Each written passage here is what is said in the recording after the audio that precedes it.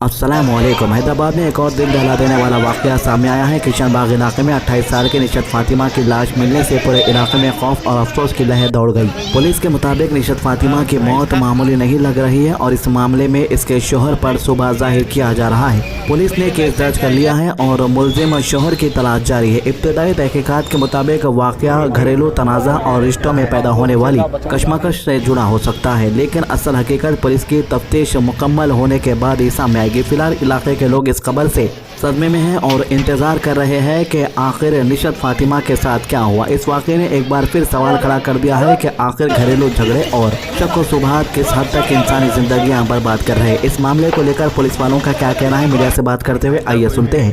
Bahadurpura police station के limits में एक मर्डर हुआ, सो कंप्लेंट आई सो है। निशात बेगम जहाँ एक औरत का मर्डर हुआ है, इनके मदर साबिरा बेगम ये कंप्लेंट दे रही कि उनके निशात बेगम के शोहर सुलेमान ये कत्ल करे जैसा है, क्योंकि मियाँ बीवी के पहले से 2016 से शादी हुई। जब से दोनों को अनबन है, ये दोनों बीवी को हरास कर रहे थे। उस बारे में पुलिस स्टेशन में भी वुमेन कंप्लेंट करे, केस चला, फिर कॉम्प्रोमाइज होकर लाके इस बीच में बच्चा भी और एक शादी कर लिया बोलते, उस पर कंप्लेंट हुआ। 2 दिन के पहले इनको मिला के भी भेजे। तो ये सिलसिले में आज सुबह से बच्ची फोन नहीं उठा रहे बोल के उनके बहन को भेजे, तो डेड बॉडी भी फोन करे, इस बारे में कंप्लेंट करे। सुलेमान को पकड़ने की कोशिश कर रहे, डेड बॉडी को उस्मानिया को शिफ्ट करे और क्लूज टीम ले रहे, इन्वेस्टिगेशन करके कौन भी है कौन सपोर्ट है वो सबको गिरफ्तार करे। कितने बच्चे हैं सर? 2 बच्चे।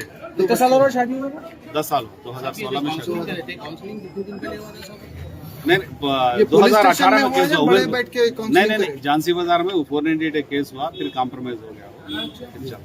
कुछ लोगों का ये बोलना है कि कोई गाड़ी चलाते थे तो कोई डिपार्टमेंट की गाड़ी चलाते थे, कोई इंसाफ मिलता है? नहीं, इंक्वायरी देख, वैसा कुछ भी नहीं करता बच्चा, पुलिस में नहीं है, प्राइवेट बिजनेस क्या पान शॉप है बोल रहे हैं, देखिए कैसे।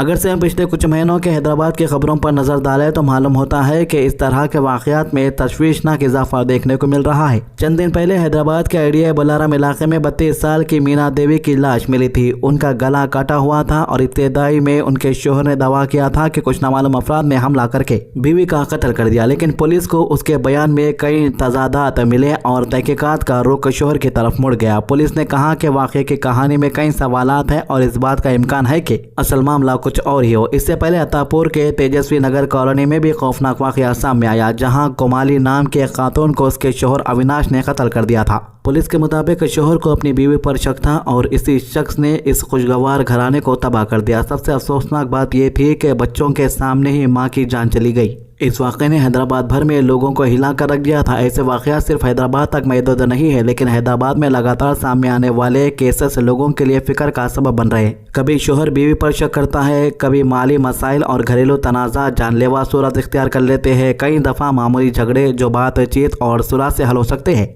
इंतहाई अफसोसनाक अंजाम तक पहुंच जाते हैं। निशत फातिमा का मामला भी अब तहकीकात का मरहले में है। पुलिस हर पहलू से जांच कर रही है। मोबाइल रिकॉर्ड, रिश्तेदारों के बयानात, पड़ोसियों की मालूमात और फॉरेंसिक सबूत जमा किए जा रहे। पुलिस का कहना है कि मुलजिम को जल्द गिरफ्तार करने की कोशिश की जा रही है। अगर शोहर का किरदार साबित होता है तो यह हैदराबाद में चंद दिनों के अंदर घरेलू तनाज़ा से जुड़ा एक और संजीदा कत्ल का केस होगा। सवाल यह है कि आखिर हमारा मुआशरा किस तरफ जा रहा है? क्या गुस्सा, शक और नफरत इतनी बढ़ गई है कि लोग कानून और इंसानियत दोनों को भूल बैठे हैं? हर बार जब इस तरह की खबर सामने आती है तो सिर्फ एक घर नहीं टूटता, बल्कि पूरा खानदान मुतासिर होता है। माँ बाप अपने बेटी खो देते हैं, बच्चे अपने माँ से महरूम हो जाते हैं और पूरा मुआशरा एक नए सदमे का शिकार हो जाता। तो पुलिस ने यकीन दिलाया है कि सबूतों की बुनियाद पर सच को सामने लाया जाएगा और जो भी जिम्मेदार होगा उसके खिलाफ सख्त कानूनी कार्रवाई की जाएगी। हैदराबाद के लोग भी उम्मीद कर रहे हैं कि निशत फातिमा को इंसाफ मिले और इनकी मौत के पीछे छुपी असल कहानी जल्द दुनिया के सामने आए। तो ये 30 मामले के अभी तक की अपडेट। हमारे चैनल को सब्सक्राइब कीजिए और हमारे वीडियोस को ज़्यादा से ज़्यादा लोगों तक शेयर कीजिए। अल्लाह हाफिज़।